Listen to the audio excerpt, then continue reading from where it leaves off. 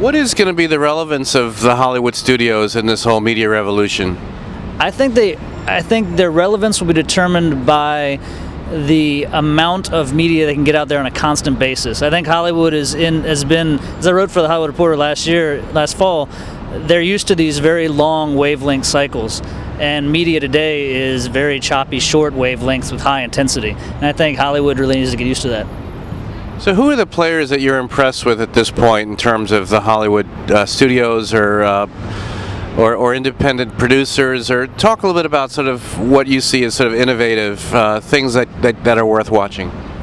Well, I can tell you what I've been watching recently. I watched Sam Raimi's EP'd a video on FearNet called Devil's Trade, which is horror, which I find incredibly interesting. The fact that a producer, Sam Raimi produced Spider-Man 3,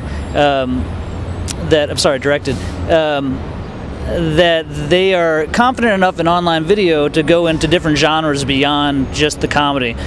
So while Will Ferrell's Funny or Die stuff, hilarious, also Prom Queen, Eisner's Prom Queen, FearNet, just shows you that the genres are expanding, and that's only good for video. What's the future for downloadable video on demand from the studios? Is that really where it's going to happen in terms of the longer form content? I think the trend is towards more personalized movie-going experiences, and as home entertainment centers get better and the opportunities to download those videos become more prevalent, we're only going to see it happen more often. I mean, I just don't think that theaters, while they will continue to be a draw for the big budget items, I see an expanding long tail of opportunity for the studios in the house. And so let's switch to politics for a minute. There's been a lot of talk about the campaigns creating their own video, creating their own channels. How is it going to shake out in your opinion? Right now what I see is that the political videos, the successful ones, are the equivalent of the skateboarding dog. Hillary wants a new campaign song. Great for publicity, but kind of corny.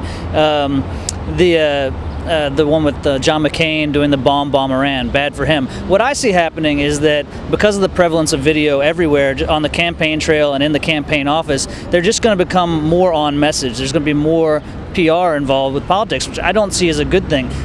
If there's a candidate who can develop an online voice, a personable voice that actually speaks to the guy who's sitting with his back hurting in the chair of the office, leaning over his desk, looking at the screen, you can speak to that guy in a way that doesn't make his eyes glaze over, then he's going to have a significant advantage online. Hey Steve, all right, now shifting gears to Wimbledon, there's been a lot of talk here in the blogosphere in New York City about this virtual sort of tennis thing. Why don't you explain exactly what's going on? Yeah, so I started a tournament with called Wimbledon. It's a concatenation of Wii and Wimbledon, obviously, and it's a live tournament at a bar called Barcade in Brooklyn, where we have somewhere between 100 and 200 people playing Wii tennis. It's pretty much like the NCAA brackets. We're signing a bunch of people up this week at Wimbledon.net, which is Wimbledon with just an extra I. And as we sign people up, we'll have a tournament. The grand prize is a Wii console, and there are various associated other prizes. Been a big hit with everybody since the Wii is so popular, and Wimbledon's coming up next week. Tell us about some of the stars that are emerging. You know what? I don't know. That's what this tournament's going to be to find out. But I have guys that are emailing me with screen caps of their scores.